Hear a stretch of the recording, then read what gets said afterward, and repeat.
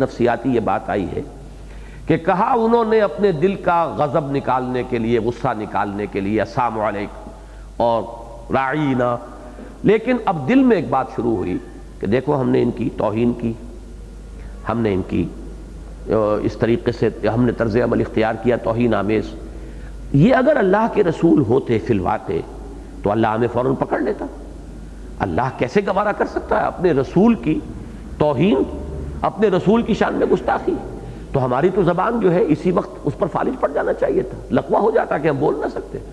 ہماری زبان جو ہے وہ شل ہو جاتی. تو اور ہمیں اللہ تعالیٰ کوئی اور عذاب دیتا جو عذاب نہیں دیا. تو اب وہ شک پیدا ہوا تو معلوم ہوتا ہے یہ ہے ہی نہیں رسول. یہ ہے وہ طرز عمل جس کو کہ سورہ حدید میں بیان کیا، وَلَٰكِنَّكُمْ فَتَنْتُمْ أَنفُسَكُمْ وَتَرَبَّصْتُمْ وَارْتَبْتُمْ وَغَرَّتْكُمُ الْأَمَانِي. یہ ریب اب پیدا ہونا شروع ہوا. جو تھوڑی بہت ایمان کی پونجی تھی، کوئی یقین کی کوئی دولت تھی، اب اس طرز عمل کے نتیجے میں اندر ہی اندر وہ جو میں عرض کیا کرتا ہوں کہ برف کے مانند وہ پگھلنی شروع ہو جاتی ہے. تھوڑی بہت پونجی اگر تھی میسر آئی تھی، اس لیے کہ یہ بات سورہ منافقون میں جا کر کھل کر آ جائے گی کہ یہ لوگ وہ تھے جو ایمان تو لائے تھے، ذالک بانہم آمنوا ثم کفروا فطبع علی قلوبہم فہم لا یفقہون. یہ معاملہ جو ہے بہت وضاحت کے ساتھ سورہ منافقون میں آئے گا. لیکن یہ تھوڑی سی پونجی ان کی جو تھی، ان کی بے عملی، جان اور مال کی محبت، اس کی وجہ سے پیش قدمی نہ کر سکنا، ایمان کے تقاضوں کو ادا کرنے سے کنی کترانا، اس کے نتیجے میں اب وہ ریب اور شکوک و شبہات کے ڈیرے دلوں کے اندر پیدا ہو جانا. یہ اس کی ایک مثال ہے بہت اہم کہ وہ بات کہی انہوں نے اور پھر دل میں یہ خیال آیا، شیطان نے اب یہ وسوسہ اندازی کی، وَيَقُولُونَ فِي أَنفُسِهِمْ لَوْلَا يُعَذِّبُنَا اللَّهُ بِمَا نَقُولُ. کیوں نہیں عذاب دیتا اللہ ہمیں اس چیز پر کہ جو ہم کہہ رہے ہیں. کیا مطلب؟ اس کو یہاں واضح نہیں کیا گیا. اب اس پر آپ خود غور کیجئے کہ یہ معلوم ہوتا ہے اللہ کے رسول ہیں ہی نہیں. یہ ہے وہ جو ان کے یہ پورا پروسیس جو ہے جس منفی رخ پر چل رہا ہے، جو اس کا آخری نتیجہ ہے. حسبہم جہنم، ان کے لیے تو کافی ہے اور مناسب ہے جہنم، یصلونہا، اور اس میں وہ داخل ہو کر رہیں گے، فبئس المصیر، اور وہ بہت ہی برا ٹھکانہ ہے. یا ایھا الذین آمنوا، اہل ایمان، اذا تناجیتم، جب تم ایک دوسرے سے سرگوشی کرو، فلا تتناجوا بالاسم والعدوان ومعصیۃ الرسول. وہی تین الفاظ دہرا کر آ گئے. تمہاری یہ علیحدہ کی گفتگو جو ہے ان تین میں سے کسی شے کے لیے نہ ہو. کسی گناہ کی بات پر کوئی باہمی مشورہ کرنا، یا کسی زیادتی، اسم جو ہوتا ہے وہ اللہ کے ساتھ ہوگا، اور زیادتی عدوان وہ عباد کے ساتھ ہوگی، مسلمانوں کے ساتھ کسی پر دست درازی، کسی کے خلاف کوئی اقدام، ومعصیۃ الرسول، اور رسول کی نافرمانی. ان چیزوں کے لیے سرگوشیاں نہ کرو، ان چیزوں کے لیے بیٹھ کر علیحدگی میں گفتگویں نہ کیا کرو. وتناجوا، ہاں کرو اگر کرنی ہے سرگوشی، وتناجوا بالبر والتقوی، نیکی کے کاموں کے لیے، تقوی کے لیے، بھلائی کے لیے. اس کی شرح وہ ہے جو میں آپ کو سنا چکا ہوں، سورہ نساء کی آیت نمبر 114، لا خیر فی کثیر من نجواہم الا من امر بصدقۃ او معروف او اصلاح بین الناس. یہاں تین چیزوں سے 2 مرتبہ روکا، اس کے مقابلے میں یہاں تو صرف بر اور تقوی کے الفاظ آئے، لیکن سورہ نساء کی اس آیت میں 3 ہی چیزیں متبادل آ گئیں، الا من امر بصدقۃ او معروف او اصلاح بین الناس. تو اگر کرنا ہی ہے، سرگوشی کرنی ہے، یہ میں نے جیسا کہ عرض کیا کہ سرگوشی، علیحدگی میں گفتگو تمدن کی ضرورت بھی ہے، خود تحریکی ذرائع کے لیے بھی، تحریکی تقاضوں کو پورا کرنے کے لیے بھی ضروری ہے. کسی وقت کوئی ساتھی جو ہے محسوس ہوا نظم کی پابندی نہیں کر رہا، وہ ڈھیلا پڑ رہا ہے، اس کا جذبہ کوئی سٹ پڑتا نظر آ رہا، تنہائی میں چاہیے اس کو سمجھائیے، بلکہ اس کے لیے بہترین موقع ہی تنہائی میں جا کر بات کرنے کا ہے. اگر آپ لوگوں کے اندر، اجتماع کے اندر وہ بات کریں گے تو اس کے اندر مزید ہو سکتا ہے کہ ڈھٹائی پیدا ہو جائے. اگر علیحدگی میں جا کر سمجھائیں گے تو اس کے بہتر نتائج نکلیں گے. لہٰذا یہ ہے وہ مثبت کام کہ علیحدگی میں بات کرو تو دیکھو کہ وہ ان چیزوں کے لیے ہونی چاہیے، الا من امر بصدقۃ او معروف او اصلاح بین الناس. واتقوا اللہ الذی الیہ تحشرون، اور اس اللہ کا تقوی اختیار کرو جس کی طرف کہ تمہیں جمع کیا جائے گا، تمہیں گھیر کر لے جایا جائے گا، جمع کر دیا جائے گا. مراد وہی قیامت کے دن. انما النجوى من الشیطان، جان لو کہ نجوہ یہ شیطان کی طرف سے ہے، ایک شیطانی فعل ہے، اور اس سے مراد اب وہی نجوہ ہوگا کہ جو وہاں ہو رہا تھا، نہ کہ وہ نجوہ کہ جس کا کہ سورہ نساء کی اس آیت میں ذکر آیا ہے۔ لِيَحْزُنَ الَّذِينَ آمَنُوا، تاکہ اہل ایمان کو رنج پہنچے، انہیں افسوس ہو۔ یہ حزن کا لفظ یہاں پر بہت ہی مناسب لفظ آیا ہے، بہت پیارا لفظ آیا ہے۔ اصل میں کہیں بھی آپ دیکھیں کہ چند افراد علیحدہ بیٹھے ہوئے ہیں اور آپس میں خسر پسر کر رہے ہیں، تو یہ ایک فطری اور لازمی نتیجہ ہے کہ طبیعت کے اندر اس سے ایک تکدر اور گرانی پیدا ہو جائے گی۔ پتہ نہیں یہ کیا بات کر رہے ہیں، پتہ نہیں میری برائی کر رہے ہیں، میرے خلاف کوئی بات ہے، کیا ہے یہ خام خواہ کا، جہاں کہیں بھی یہ چیز نظر آئے گی، کہیں کسی کونے میں دو آدمی علیحدگی میں گفتگو کرتے نظر آئیں گے تو فطری طور پر جو ہے اس کا ایک رد عمل ہوگا، تشویش سی پیدا ہوگی، اور خام خواہ کو ایک میل سا دل پر جو ہے وہ ان لوگوں کے لیے آئے گا۔ یہ وہ حزن کی کیفیت ہے۔ اس سے وہ جماعتی زندگی کے اندر جو ایک کھلی فضا درکار ہے، اس میں جو ایک کھلا ماحول ہونا چاہیے، باہمی اعتماد کی فضا ہونی چاہیے، جو بات ہو کھلی کھلی ہو، سامنے ہو، لوگوں کے برملا جو ہے وہ بات جو کی جائے موجودگی میں کی جائے، الا یہ کہ وہ چیزیں ہوں جو میں پہلے عرض کر چکا ہوں جو سورہ نساء کی آیت میں آئی ہے۔ لیکن یہ کہ عام طور پر جو نجوہ ہوتا ہے، اور خاص طور پر وہ نجوہ جس کا کہ اس سورہ مبارکہ میں ذکر آ رہا ہے، وہ پھر ہوتا ہے کہ جس سے مسلمانوں کو ایک دکھ اور رنج پہنچتا ہے۔ لِيَحْزُنَ الَّذِينَ، یہی لفظ حزن آیا ہے، دو روایات میں آپ کو سنا رہا ہوں اس لیے کہ میں نے عرض کیا آپ سے کہ اصلاً تو یہ مضامین سمجھ میں آئیں گے وہ جو کشمکش اقامت دین کی جد و جہد، انقلابی جد و جہد، اور اس میں ان دو احزاب کا وجود میں آ جانا، اور ایک جو جماعتی زندگی میں ففتھ کالمسٹ عنصر ہے اس کا اس باہر کے جو کھلے دشمن ہیں ان کے ساتھ ساز باز کا ہونا، اور آپس میں ان کا نجوہ، ایک تو یہ ہے اصل مضمون، یہ سمجھ میں نہیں آیا تو گویا کہ سورہ مبارکہ سمجھ میں نہیں آئی۔ دوسرے اسی سے ہم اخذ کریں گے اپنے لیے رہنمائی، اگر ہم چاہتے ہیں اقامت دین کی جد و جہد کرنا، اسلامی انقلاب برپا کرنا، تو جو نظم جماعت ہمارا بنے گا اس کے لیے بھی آداب ہمیں یہیں سے ملیں گے۔ تیسرے درجے میں جو عموم لفظ ہے اس میں کچھ مجلسی آداب بھی آ رہے ہیں۔ یہ عام مجلسی آداب کے بھی خلاف ہے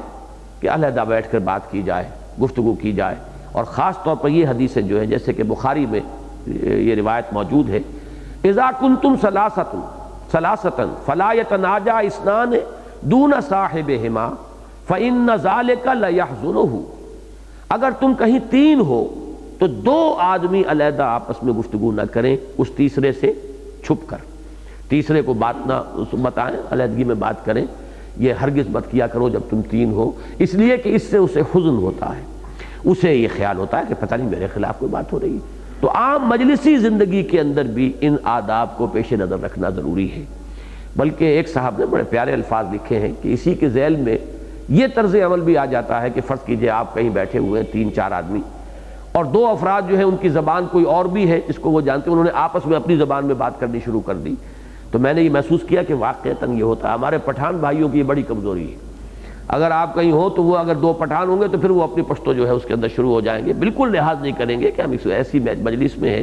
جس میں کہ کوئی وہ لوگ بھی بیٹھے ہوئے جو پشتو نہیں جانتے۔ تو مجھے احساس ہوا جب میں نے ان کی وہ رائے پڑھی کہ واقعتاً طبیعت پر ایک منفی رد عمل ہوتا ہے، آدمی کچھ ان ایزی سا فیل، کم سے کم انکمفرٹیبل فیل کرتا ہے کہ یہ کیا بات ہو رہی ہے۔ وہ بات ہونی چاہیے جب مجلس میں ہے تو اسی انداز میں، اس طور سے کہ سب اس میں شریک ہو، البتہ کسی کو شدید ضرورت بھی ہو سکتی ہے۔ تو مسلم شریف میں جو روایت آئی ہے اس میں ایک الفاظ اضافی ہے، اذا کنتم ثلاثۃ فلا يتناجى اثنان دون الثالث الا باذنہ فانہ یحزنہ، کہ اگر تم تین ہو تو تیسرے ایک کی اجازت کے بغیر دو آپس میں کوئی گفتگو نہ کریں، کوئی علیحدہ سے کوئی سرگوشی نہ کرے، اجازت لے لیں کہ ہمیں ذرا کچھ بات کرنی ہے۔ اور یہ بھی میں سمجھتا ہوں کہ کوئی بدرجہ مجبوری کہیں شدید ہی ضرورت احتیاج لاحق ہو جائے تو کرنا چاہیے، ورنہ اس سے حتی الامکان اجتناب کرنا چاہیے۔ تو یہ بھی در حقیقت جو مجلسی آداب ہیں وہ بھی ہمیں یہیں سے اخذ کرنے ہیں، اور یقیناً جیسے کہ تفسیر کا اصول ہے کہ الاعتبار لعموم اللفظ لا لخصوص السبب، اصل اعتبار کیا جائے گا الفاظ کے عموم کا، باقی جو پس منظر ہے، جو سبب ہے، جو شان نزول ہے، صرف اسی تک بات کو محدود نہیں رکھا جائے گا، بلکہ یہ جیسا کہ میں نے بارہا عرض کیا ہے کہ تدبر قرآن کے لیے پہلا قدم تو یہی ہونا چاہیے کہ خاص اس کانٹیکسٹ میں رکھ کر ان آیات کو اور اس صورت کو جن حالات میں جس پس منظر میں وہ نازل ہوئی ہیں، پہلے تو اسی کو سمجھنا چاہیے، اصل بات تو وہی ہے۔ وہ جب پوری طرح انسان کے فہم کی گرفت میں آ جائے، اب عموم لفظی کے ساتھ اس کی کہاں کہاں اس کا اطلاق ہو سکتا ہے، ہمیں اس سے کیا اور ہدایات ملتی ہیں، تو یہ پھر جیسے کہ امام راضی رحمہ اللہ فیہ مسائل، اب وہ شروع کرتے ہیں کہ اب اس میں یہ مسئلے جو ہیں اس آیت سے یا ان الفاظ سے یہ چیزیں ہیں کہ جو سامنے آتی ہیں، پھر وہ گنتی کرتے چلے جاتے ہیں۔ وہ عموم لفظی کی بات ہوگی۔ باقی یہ کہ پہلا یقیناً غور و فکر کا مرحلہ یہی ہے کہ خاص اس کانٹیکسٹ میں رکھ کر ان الفاظ کو اور ان پر غور کیا جائے کہ جس کانٹیکسٹ میں وہ نازل ہوئے۔ انما النجوى من الشیطان لیحزن الذین آمنوا ولیس بضارهم شیئا الا باذن اللہ، یہ ہے ہمارے ایمان کا تقاضا، اور اس میں وہ جو حزن پیدا ہوتا ہے اہل ایمان کے دلوں میں، گویا کہ اس سے بچاؤ کی ایک تدبیر ہے جو انہیں سجھا دی گئی، اور نہیں ہے وہ یعنی شیطان انہیں کچھ بھی ضرر پہنچانے والا، قادر نہیں ہے، کوئی ضرر نہیں پہنچا سکتا، الا باذن اللہ، مگر اللہ کے اذن سے۔ یہ ہے وہ توکل اللہ پر، یقین کہ تمہیں فکر مند نہ ہو، خامخواہ پریشان نہ ہو، ان کی خسر پھسر، ان کے یہ شیطانی مشورے، ان کی یہ شیطانی منصوبہ بندیاں کوئی نقصان تمہیں نہیں پہنچا سکیں گے۔ لیکن یہ کہ ہر چیز کا ایک فطری اور فوری اثر ہوتا ہے، وہ اس کے منافی نہیں ہوتا۔ مثال کے طور پر آپ کو کوئی رنج پہنچا ہے تو فوری سا تھوڑی دیر کا ایک صدمہ، یہ ایمان کے منافی نہیں ہے، لیکن اسے دل کو لگا لینا یہ منافی ہو جائے گا۔ سورہ تغابن جب ہم پڑھیں گے تو تفصیل سے یہ بات سامنے آئے گی، ما اصاب من مصیبت الا باذن اللہ ومن یؤمن باللہ یہد قلبہ، کوئی مصیبت اللہ کے اذن کے بغیر نازل نہیں ہو سکتی۔ تو جس کو اللہ پر ایمان ہو اس کے دل کو تو اطمینان اور سکون رہتا ہے کہ اگر کوئی بات آ گئی ہے تو کوئی پرواہ نہیں، میرے رب کے علم کے بغیر تو نہیں آئی، اس کے اذن کے بغیر نہیں آئی، وہ میرا خیر خواہ ہے، میری مصلحتوں کو مجھ سے بہتر جانتا ہے، میں تو نہیں جانتا وہ جانتا، انک تعلم ولا اعلم وتقدر ولا اقدر، تو اس لیے کوئی فکر کی بات نہیں۔ یہ ہے ایمان کا وہ لازمی تقاضا۔ لیکن فوری طور پر کچھ افسوس ہو جانا، کوئی عزیز فوت ہو گیا، اس کا کوئی رنج اور صدمہ، یہ ایمان کے منافی نہیں ہوگا۔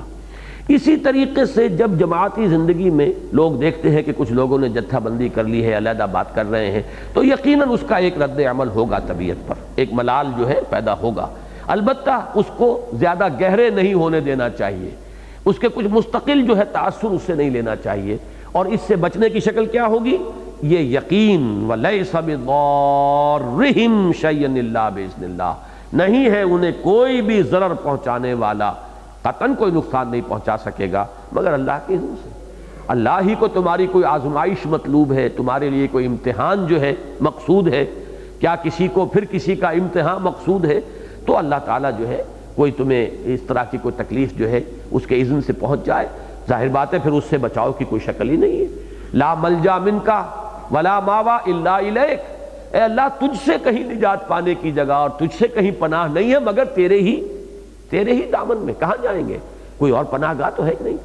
جیسے کہ کوئی بچہ جو ہے اگر اسے ماں مار رہی ہو تو آپ نے دیکھا ہوگا کہ وہ لپٹتا ہے ماں ہی سے، کہاں جائے گا؟ وہ ماں مار رہی ہے تو ناراض ہو کر کہیں ادھر ادھر نہیں جائے گا، وہ پھر اپنی ماں سے لپٹتا ہے، اسی کے دامن سے چمٹتا ہے۔ تو یہ بہترین تعبیر ہے، جب میں یہ الفاظ پڑھتا ہوں حدیث نبوی میں جو آتے ہیں تو بچے کا وہ نقشہ میرے نگاہ میں آ جاتا ہے کہ ماں مار رہی ہے لیکن وہ ماں ہی کے دامن سے لپٹے جا رہا ہے، چمٹ رہا ہے، اسی کے قدموں سے، اسی ٹانگوں سے لپٹ رہا ہے۔ وہی ہے کہ ولا ملجا منکا ولا ماوا الا الیک، اے اللہ تجھ سے کوئی پناہ گاہ، تجھ سے کہیں بھاگ کر جانے کی کوئی جگہ، تجھ سے کوئی نجات پانے کی جگہ ہے ہی نہیں سوائے خود تیرے ہی دامن میں، آئیں گے تو ہم تیرے ہی دامن میں آئیں گے، پناہ گاہ تو وہی ہے۔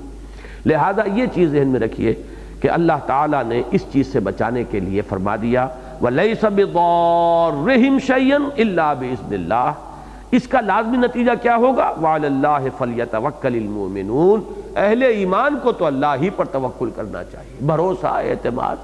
کوئی کچھ نہیں بگاڑ سکتا، لا حول ولا قوت الا باللہ۔ یا جیسے ایک حدیث میں آیا ہے حضرت عبداللہ ابن عباس سے، جو حضور نے فرمایا کہ یا غلام اعلمک بکلمات، اے میرے بچے میں تجھے چند باتیں تلقین کرتا ہوں، ان میں یہ بھی ہے کہ اچھی طرح سمجھ لے، اگر تمام انسان مل کر چاہیں کہ تجھے کوئی فائدہ پہنچا دے نہیں پہنچا سکتے مگر وہ جو اللہ نے تیرے لیے لکھ دیا ہو، اور اگر تمام انسان مل کر تجھے کوئی گزند پہنچانا چاہیں، نقصان پہنچانا چاہیں تو ہرگز نہیں پہنچا سکیں گے مگر وہی جو اللہ نے تیرے لیے لکھ دیا ہو۔ یہ ہے وہ یقین کہ پھر انسان کو کوئی فکر اور تشویش نہیں ہوگی۔ یا ایھا الذین آمنوا اذا قیل لکم تفسحوا فی المجالس فافسحوا یفسح اللہ لکم، اہل ایمان جب تم سے کہا جائے کہ کھل جاؤ مجلسوں میں، وسعت پیدا کرو، تو ذرا کھل کے بیٹھا کرو، اللہ تعالیٰ تمہارے لیے کشادگی پیدا کر دے گا۔ یہاں دو مفہوم لیے گئے تفسحوا کے۔ ایک تو یہ ہے کہ اگر کوئی آیا ہے مجلس میں، ہم بیٹھے ہوئے ہیں، یہ عام مجلسی آداب کے اعتبار سے ہوگا، اب اگر کوئی آ گیا ہے تو ایسا نہ ہو کہ وہ کھڑا کھڑا ہی بیچارہ سوکھتا رہے اور دیکھے کہ کہاں جاؤں، معلوم ہو کہ ہاسٹائل قسم کا ایٹماسفیئر ہے، کوئی اسے جگہ دینے کے لیے تیار نہیں ہے۔ آنے والوں کے لیے کھل کر ان کو خوش آمدید کہنے کا ایک انداز جو ہے کہ ان کے لیے فوراً جگہ بنائی جائے کہ اس مجلس کے اندر وہ یہ محسوس نہ کریں کہ وہ ان ویلکم گیسٹ ہیں، بلکہ یہ کہ انہیں محسوس ہو کہ کھلے دل کے ساتھ، جیسے حضور کی ایک حدیث بڑی پیاری حدیث ہے کہ تبسمک فی وجہ اخیک صدقۃ، اپنے متبسم چہرے کے ساتھ اپنے کسی بھائی سے ملاقات کرنا یہ بھی صدقہ ہے، یہ بھی نیکی ہے۔ ایسا نہ ہو کہ کوئی آپ سے ملنے آیا اور آپ عبوساً قمطریرہ بنے ہوئے ہیں، نہ بات کرنے کے لیے آمادہ ہیں، اور چہرے کے اوپر بھی آپ کی ایک عجیب سی کیفیت ہے، تو وہ بیچارہ پچھتائے گا کہ میں نے خامخواہ یہاں آ کر غلطی کی اس وقت، بجائے اس کے تبسمک فی وجہ اخیک صدقۃ، آپ نے خیر مقدم کیا ہے تبسم کے ساتھ، تو یہ بھی ایک نیکی ہے، صدقہ ہے، یہ بھی بھلائی ہے۔ اسی طریقے سے آنے والوں کو خوش آمدید کہنا محفل میں، اور ان کے لیے کھل کے بیٹھ جانا تاکہ جگہ پیدا ہو جائے۔ لیکن یہ ہے مجلسی آداب۔ اس وقت ترتیب میری اپنی جو ہے وہ الٹی ہو گئی ہے کہ میں نے وہ آخری بات پہلے بیان کر دی۔ اصلاً اس پس منظر میں اس کو لے جائیے۔ وہ پس منظر میں بات یہ ہے کہ جب مسلمانوں کا عام اجتماع ہوتا تھا تو یہ لوگ اپنا گروہ علیحدہ بنا کر بیٹھتے تھے اور خوب ایک دوسرے کے ساتھ مل کر بیٹھتے تھے کہ کوئی اور آدمی ہمارے اندر شامل نہ ہو جائے، اس لیے کہ یہ جو جماعتی زندگی میں جو لوگ رہے ہیں، انہوں نے کچھ وقت گزارا ہے، وہ جانتے ہیں یہ بیماریاں ہوتی ہیں اور یہ اجتماعی زندگی کی بیماریاں ہیں۔ اب وہ بیٹھے ہوئے ہیں گچھا بنا کر ایک طرف، تاکہ کوئی بات حضور نے فرمائی تو کوئی تبصرہ کیا کسی نے، کوئی بڑا فقرہ چست کر دیا، اور خوبصورت فقرے کس کو کہنے نہیں آتے، اب اس پہ مسکرائے، سب کے سب لوگ مسکرائے، ایک دوسرے کی طرف دیکھا، تاکہ بقیہ جو جماعت ہے اہل ایمان کی ان کو تشویش ہو، ان کو پریشانی لاحق ہو، دل جمعی کی بجائے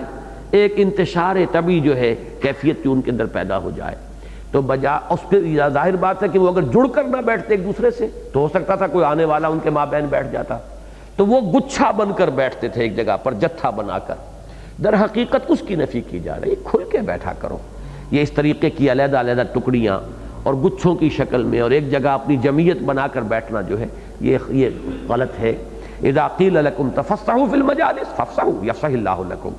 اور بڑا پیارا انداز ہے اس میں جو تلقین کا ہے، اللہ تمہارے لیے کشادگی پیدا کرے گا۔ اگر تمہارے بیٹھنے کے انداز میں بھی کشادگی ہو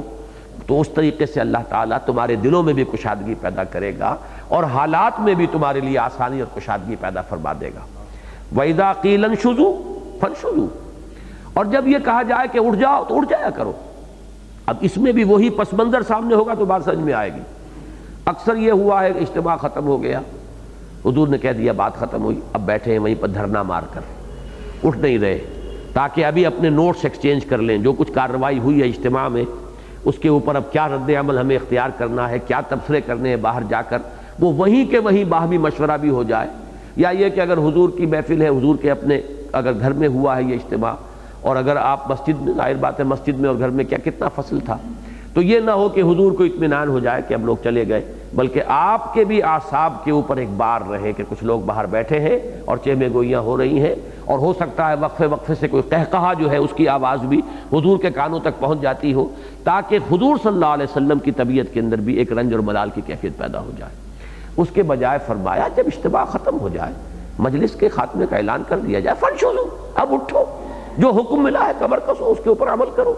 نہ یہ کہ اب وہاں پر دھرنا مار کر بیٹھے ہوئے ہیں۔ اس کے لیے بھی بڑا پیارا انداز ہے،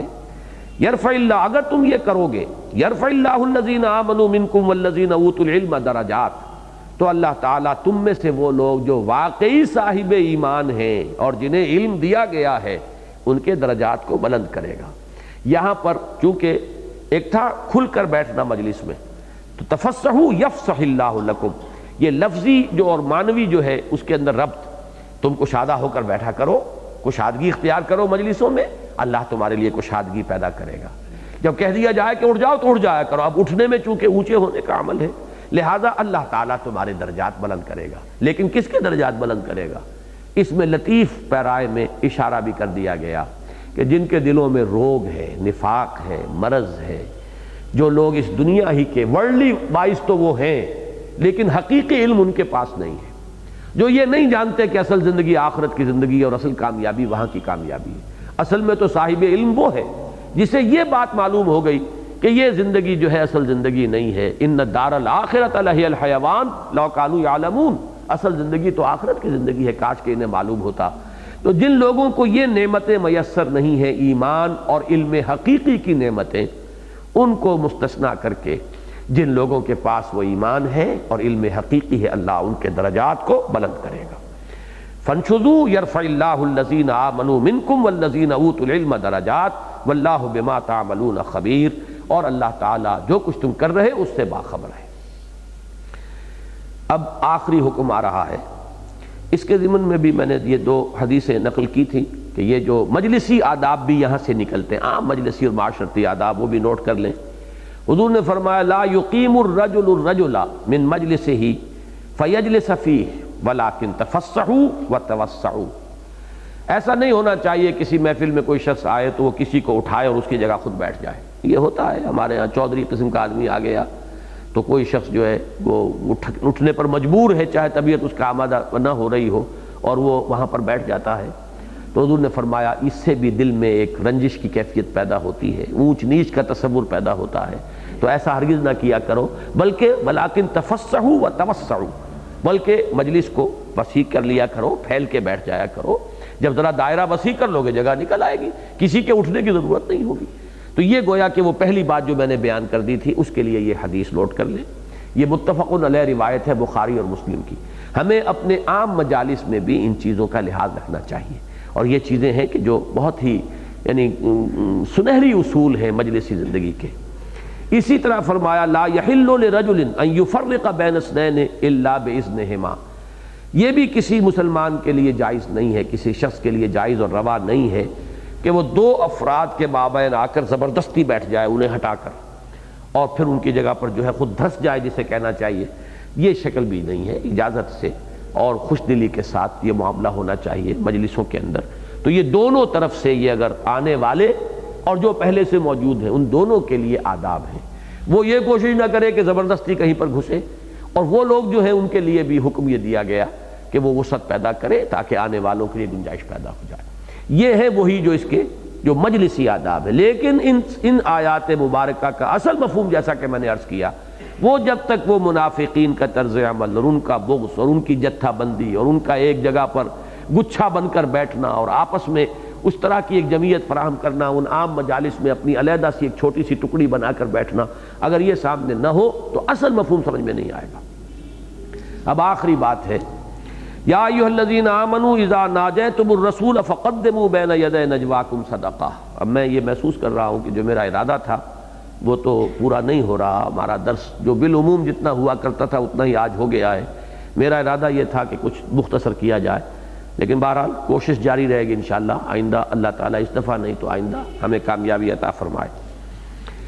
اے اہل ایمان، اذا ناجیتم الرسول، جب تم رسول سے کوئی مناجات کرو. یہ مناجات وہی نجوہ سے ہے اور اسی سے یہ لفظ بنا، یعنی سرگوشی. کبھی ایسی بھی ضرورت پیش آتی ہے جماعتی زندگی میں بھی کہ امیر سے علیحدگی میں کوئی بات کرنی ضروری ہوتی ہے.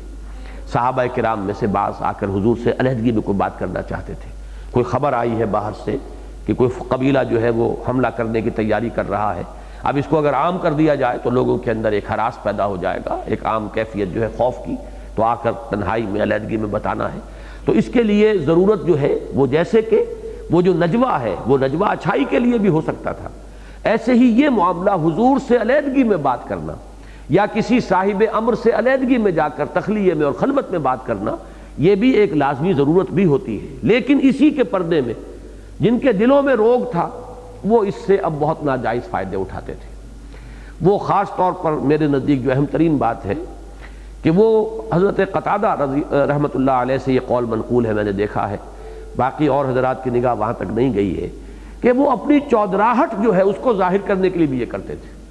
جیسے کہ عبداللہ ابن ابی کے بارے میں آتا ہے کہ وہ اپنی اس چودراہٹ کے اظہار کے لیے یہ کیا کرتا تھا کہ حضور جب خطبے کے لیے کھڑے ہوتے تھے تو پہلے خود کھڑا ہوتا تھا اور پہلے کہتا تھا لوگو یہ اللہ کے رسول ہیں، ان کی بات بڑی توجہ سے سنو،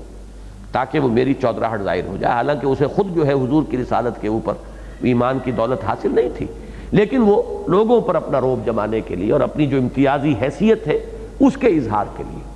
تو اسی میں آ کر مجلس ہے تو کوئی شخص آیا، حضور ذرا آپ سے علیحدگی میں بات کرنی ہے۔ اب اس سے ظاہر ہوا کہ یہ کوئی خاص قرب رکھنے والے ہیں یہ، اور ان کا کوئی خاص معاملہ ذاتی بھی ہے حضور کا، اور حضور شاید اس پر اعتماد کرتے ہیں ان صاحب پر، اور ان کے مشوروں کو قدر کی نگاہ سے دیکھتے ہیں، تو اپنی ایک امتیازی شان کے اظہار کے لیے حضور کو یہ تکلیف دینا، پھر یہ کہ اس میں کچھ اور لوگ جو ہیں طرح اور طرح کی ریشہ دوانیوں کے لیے کوئی آ کر بات کرنی علیحدگی میں، تاکہ لوگوں کے اندر ایک ہراس پیدا ہو جائے کہ شاید کوئی خاص بات ہے، کوئی حملہ ہونے والا ہے، کوئی جنگ ہے، کوئی کیا معاملہ ہے کہ انہوں نے آ کر اس نہج پہ علیحدگی میں بات کرنے کے لیے حضور صلی اللہ علیہ وسلم سے درخواست کی ہے۔ تو یہ تھا ان کا طرز عمل۔ اس سے حضور کو بچانے کے لیے، اور سب سے آگے چلیے، ظاہر بات ہے کہ جو کہیں ذمہ دار ہے کوئی فرد، اس کے وقت کی بھی اب اتنی ہی قدر و قیمت ہو جاتی ہے۔ اس پر یہ انکروچمنٹ جو ہے، وہ بھی علیحدگی میں بات کرنا چاہتے ہیں، یہ بھی علیحدگی میں بات کرنا چاہتے ہیں، وہ بھی کچھ چاہتے ہیں کہ علیحدگی میں وقت مل جائے، تو آخر وقت تو محدود ہے، وہ تو نہیں کھنچ جائے گا ربڑ کی طریقے سے۔ اس سے بھی خود جماعتی زندگی کو نقصان پہنچتا ہے۔ انہیں جو تخلیہ چاہیے، ظاہر بات ہے حضور صلی اللہ علیہ وسلم کی بھی اپنی ذاتی ضرورتیں بھی ہوتی تھی، پھر تخلیہ نہ ہو تو غور و فکر کا موقع نہیں ملتا، سوچ بچار کا موقع نہیں ملتا۔ اگر سارا جو وقت ہے آپ کا، اسی وجہ سے سورہ حجرات میں ہم پڑھائے ہیں کہ ان الذین ینادونک من وراء الحجرات اکثرهم لا یعقلون ولو انہم صبروا حتی تخرج الیہم لکان خیرا لہم۔ وہ لوگ کہ جو آپ کو حجرے کے باہر سے آوازیں دینے شروع کر دیتے ہیں، پکارنا شروع کر دیتے ہیں، یہ اکثر جو ہے اہل عقل نہیں ہے، ناسمجھ لوگ ہیں۔ اگر وہ انتظار کرتے کہ یہاں تک کہ آپ خود برآمد ہوتے اپنے پروگرام اور معمول کے مطابق، تو یہ ان کے لیے کہیں بہتر تھا۔ تو ظاہر بات ہے کہ معمولات ہے، پروگرام ہے، ٹائم ایلوکیشن ہے، اس پر بھی خام خواہ بعض اوقات لوگ جو ہیں برا مان جاتے ہیں، اور بات ایسی ہوتی ہے، کوئی شخص باہر سے چل کر آیا ہے بڑی محبت کے ساتھ، بڑے اچھے جذبات لے کر، اب اگر اسے بتایا جائے کہ وہ امیر صاحب جو ہیں وہ تو اس وقت مصروف ہیں، مشغول ہیں، نہیں مل سکتے، تو یقیناً آپ خود اپنے اوپر طاری کیجئے، طبیعت کے اوپر ایک رد عمل پیدا ہوگا کہ تو میرا شوق دیکھ، میرا اشتیاق دیکھ، میں کن جذبات کے ساتھ آیا ہوں اور یہاں وقت نہیں ہے۔ تو یہ چیزیں ہیں کہ جو جماعتی زندگی کے اندر مختلف پہلوؤں سے اس سے پھر منفی اثرات پیدا ہوتے ہیں۔ اب اس کے لیے ایک عجیب حکم ہے جو یہاں دیا گیا، اور اس میں غالباً ان لوگوں کا ہی صرف جو ہے سد باب کیا جا رہا ہے۔ ایک طرف حضور صلی اللہ علیہ وسلم کے معمولات کو اور اوقات کو بچایا جا رہا ہے، دوسری طرف وہ ریشہ دوانی کرنے والوں کا، چونکہ جو منافق تھے انہیں تو مال بہت عزیز تھا، دولت کے تو وہ پجاری تھے، لہذا ان کو روک لگانے کے لیے ان کے لیے ایک حکم نازل کر دیا گیا کہ اگر تمہیں حضور سے علیحدگی میں بات کرنی ہو تو پہلے کچھ صدقہ کیا کرو۔ یہ گویا کہ اس ایک عملی حکم جس سے وہ جو دولت کے پجاری ہیں وہ تو ویسے ٹھٹر کر رہ جائیں کہ اب حضور سے علیحدگی میں وقت لینے کے لیے تو گویا کہ فیس دینی پڑے گی۔ اب یہ فیس اگرچہ حضور کو نہیں جانی، لفظ صدقہ آیا ہے اس لیے کہ حضور صلی اللہ علیہ وسلم کے لیے تو صدقہ جو ہے وہ حرام ہے، صدقہ بھی زکوٰۃ بھی حضور کے لیے اور آپ کے اولاد کے لیے۔ تو یہاں معلوم ہوا کہ یہ گویا کہ اب ایک چندہ ہے مسلمانوں کی اجتماعی زندگی کے لیے، لیکن وہ ایک طرح کی فیس تو بن گئی کہ اگر امیر جماعت سے علیحدہ بات کرنی ہے تو پہلے ذرا کچھ گرا ڈھیلی کرو اور کچھ چیز جو ہے وہ اپنی اس جماعت کے فنڈ کے اندر جمع کراؤ، پھر آؤ اور پھر بات کرو۔ اب اس سے جہاں جو صاحب ایمان ہوں گے جن کے سامنے جماعتی زندگی کے تقاضے ہیں وہ تو اس سے دل برداشتہ نہیں ہوں گے، بلکہ وہ صدقہ دیں گے اور حضور سے بات کریں گے۔ لیکن جن کو اصل محبتی دولت سے تھی، سارا مرض تو ان کا یہی تھا، وہ مال اور جان عزیز ہونا، تو ان کو گویا کہ خود بخود ایک روک جو ہے ان کے راستے میں حائل کر دی گئی، اور جب وہ کیفیات حاصل ہو گئیں تو پھر اس حکم کو منسوخ بھی کر دیا گیا۔ تو یہ ایک مثال ہے قرآن مجید میں کہ ایک حکم جو ہے جب آیا وہ بھی، اور پھر اس کے اب نہیں معلوم ہمیں کتنے دن کے بعد، کتنے عرصے کے بعد اس کی منسوخی ہوئی ہے، تو اس کا جو ناسخ آیت جو ہے وہ بھی ساتھ ہی یہاں پر قرآن مجید میں شامل کر دی گئی ہے۔ جو حضرات واقف ہے میری رائے سے، یہی رائے میری ہے جو 23واں رکوع ہے سورہ بقرہ کا، جس میں رمضان اور روزے کا حکم آیا ہے کہ اس میں بھی ناسخ و منسوخ جو ہے وہ دونوں بالکل ساتھ ساتھ رکھ دی گئی ہیں، اور اسی وجہ سے بہت سے لوگوں کو ان کے سمجھنے میں دقت پیش آئی ہے اور مغالطہ ہوا ہے۔ بہرحال یہاں پر ایک مثال اور بھی ہے، سورہ مزمل میں بھی وہ جو قیام اللیل کا حکم تھا اس کے لیے جو نسخ کرنے والی آیت نازل ہوئی وہ بھی سورہ مزمل کے آخر میں شامل ہے۔ دوسرا رکوع بلکہ وہ ایک ہی آیت پر غالباً مشتمل ہے، بہت طویل آیت ہے، پورا رکوع اسی پر مشتمل ہے، تو وہ ہے جس نے کہ اس حکم کو منسوخ کیا تھا جو ابتدائی صورت کے اندر آیا ہے، قم اللیل الا قلیلا نصفہ او انقص منہ قلیلا او زد علیہ ورتل القرآن ترتیلا، جس کی روح سے کم تہائی شب کھڑے رہنا لازم ہو گیا تھا، اب اس کی منسوخی جو ہے وہ سورہ مزمل ہی کی آخری آیت میں ہے۔ وہی مثال یہاں بھی ہے، یا ایھا الذین آمنوا اذا ناجیتم الرسول فقدموا بین یدی نجواکم صدقہ، اہل ایمان جب تمہیں رسول سے علیحدگی میں بات کرنی ہو، مناجات کرنی، مناجات بھی یہی ہے اصل میں، اسی سے لفظ بنا ہے، اور اس کے معنی کیا ہے؟ اللہ سے سرگوشی کرتا ہے انسان۔ مناجات کیا ہے؟ اللہ کی تعریف ہے، حمد ہے، مناجات ہے، گویا کہ سرگوشی ہو رہی ہے اللہ سے۔ اذا ناجیتم الرسول، علیحدگی میں تخلیہ میں بات کرنی ہو رسول سے، فقدموا بین یدی نجواکم صدقہ، تو اپنی اس علیحدگی کی گفتگو سے پہلے صدقہ پیش کرو، اس پر مقدم کر دو، پہلے دو صدقہ۔ ذالک خیر لکم واطہر، یہی تمہارے لیے بہتر بھی ہے اور زیادہ پاکیزہ بھی ہے۔ فإن لم تجدوا فإن اللہ غفور الرحیم، ایک اس میں ایکسیپشن بھی کر دی گئی کہ اگر تم نہ پاؤ، کسی کے پاس نہیں ہے کچھ صدقہ دینے کے لیے، تو کوئی بات نہیں ہے، اللہ تعالیٰ غفور ہے، رحیم ہے۔ لیکن عام قانون یہی رہے، اس سے یہ بات سامنے آ گئی، فقراء صحابہ کے راستے میں تو رکاوٹ نہیں رہی، لیکن وہ جو عمرات ہے، اور ظاہر بات ہے کہ منافقین کی اکثریت انہی پر مشتمل تھی جو دولت مند لوگ تھے، اسی لیے آتا ہے قرآن مجید میں کہ اے نبی آپ کو ان کے مال اور اولاد جو ہے آپ اس سے متاثر نہ ہو، لا تعجبک اموالہم ولا اجسادہم، تو ان کے اجساد اور ان کے مال ان سے آپ متاثر نہ ہوا کریں۔ تو فرمایا کہ فإن لم تجدوا فإن اللہ غفور الرحیم، اگر نہ پاؤ تو پھر کوئی حرج نہیں ہے، اللہ تعالیٰ غفور ہے اور رحیم ہے۔ اشفقتم، اب اس کے فوراً بعد یہ آیت آ گئی ہے جس میں کہ اس کی منسوخی ہو رہی ہے اس حکم کی۔ اشفقتم ان تقدموا بین یدی نجواکم صدقات، کیا تم ڈر گئے اس سے تمہیں بددلی ہوئی ہے؟ اشفقتم، کیا تم ڈر گئے ہو اس سے کہ تم اپنے نجوا اور اپنی علیحدگی کی گفتگو سے پہلے تم صدقہ پیش کرو اس سے؟ فإذ لم تفعلوا، تو جب تم نے یہ نہیں کیا، وتاب اللہ علیکم، اور اگر نہیں کیا تو اللہ تعالیٰ نے بھی تم پر توجہ کی اور تم پر نظر عنایت فرمائی، نتیجہ کیا؟ تمہاری توبہ قبول کر لی۔ اب یہ ذرا مشکل مقام ہے، اس پر بعض حضرات نے بحث کی ہے، اور ایک نقطہ جو بہت اچھا سمجھ میں آیا وہ یہ ہے کہ یقیناً اس سے کچھ مومنین صادقین کو ایک پشیمانی ہوئی ہوگی کہ اللہ تعالیٰ کا منشا یہ معلوم ہو رہا ہے کہ نبی کے وقت کو ضائع نہ کیا جائے، نبی کے اوقات پر زیادہ بوجھ نہ ڈالا جائے، ان کی پرائیویسی پر زیادہ جو ہے انسان انکروچمنٹ نہ کرے۔ تو یہ چیز اگر کسی سے ہوتی رہی ہے، اور فرط محبت میں، فرط عقیدت میں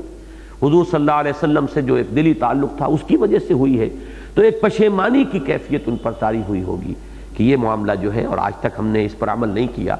جیسے ایک تشویش ہو گئی تھی صحابہ کرام کو کہ جب تحویل قبلہ کا حکم آ گیا تو اب تک کی ہماری نمازوں کا کیا ہوا،